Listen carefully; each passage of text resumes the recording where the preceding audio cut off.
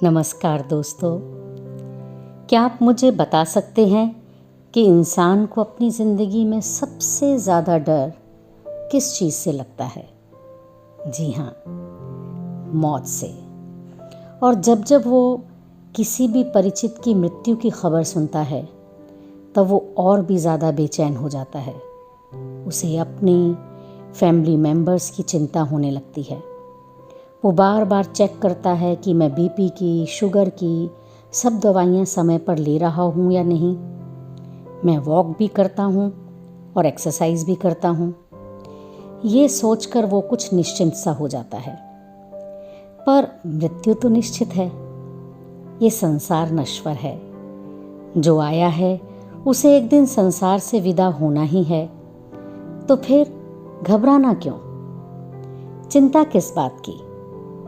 हम जो भी समय बिता रहे हैं उसे खुशी से बिताएं और अपने कर्म को करते रहें। आइए आज इसी संदर्भ में हम एक कहानी सुनते हैं। एक कौवे की गरुड़ से दोस्ती हो गई। दोनों काफी समय साथ गुजारते थे। उनमें मित्रता इतनी गहरी हो गई थी कि आपस में कभी कोई बात नहीं छिपाते थे। एक दिन दोनों एक नदी के किनारे पेड़ पर बैठे बातें कर रहे थे। तभी एक यमदूत उधर से गुजरा। वो कौवे को देखकर मुस्कुराया।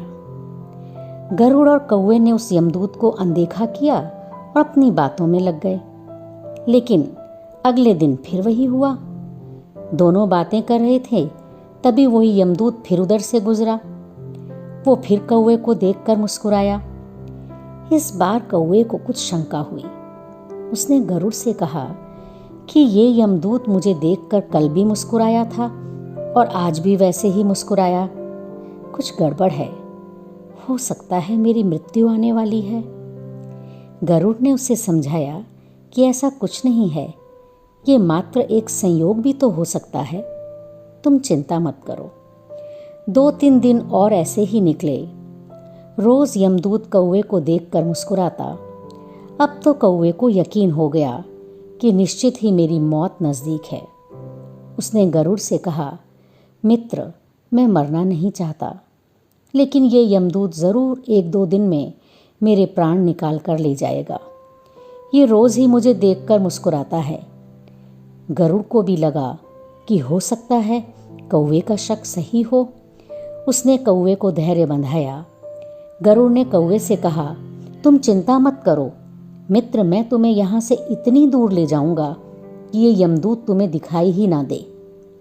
गरुड़ ने कौवे को अपनी पीठ पर बैठाया और उस जंगल से हजारों किलोमीटर दूर कैलाश पर्वत पर ले गया। दोनों को अब ये डर नहीं रहा कि यहाँ कोई उन्हें परेशान कर सकता है। लेकिन वे जैसे ही कैलाश पर्वत पर पहुंचकर एक गुफा तक पहुंचे, वहां वो यमदूत पहले से ही मौजूद था। उसने कौवे को देखते ही उस पर पाश फेंककर उसके प्राण निकाल लिए। गरुड़ देखता रह गया। उसने यमदूत से पूछा, तुमने इसे मारा क्यों? यमदूत ने कहा कि इसकी मौत इसी समय लिखी थी, इसलिए इसके प्राण निकाल लिए। गरुड़ ने फिर पूछा, तो फिर तुम इसे देखकर उस जंगल में मुस्कुराते क्यों थे? इसे मारना ही था तो वहीं मार देते। यमदूत ने जवाब दिया, इसकी मौत कैलाश पर्वत पर ही लिखी थी, लेकिन 4-5 दिन पहले इसे उस जंगल में देखकर मुझे ये आश्चर्य हो रहा था कि ये इतने कम समय में वहां पहुंचेगा कैसे, क्योंकि इसके पंख भी छोटे हैं और ये लंबी उड़ान भी नहीं भर सकता। तो हजारों योजन दूर कैलाश तक ये पहुंचेगा कैसे? यही सोचकर मैं रोज मुस्कुरा कर गुजर जाया करता था। लेकिन भाग्य देखो, तुम इसके परम मित्र ही इसे यहां तक इतने कम समय में ले आए। जीवन और मृत्यु भाग्य की ही बात है। इससे कहीं भी छिपा या बचा नहीं जा सकता। जब तक जिंदगी है तब तक कोई आपको मार नहीं सकता, लेकिन अगर मृत्यु निकट हो तो कोई कोशिश आपको बचा नहीं सकती।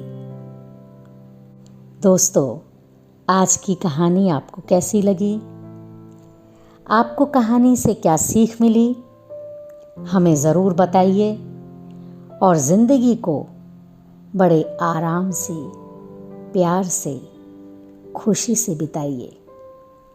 प्यार बांटिए, खुशियाँ बांटिए, क्योंकि ये ज़िंदगी नहीं मिलेगी दोबारा।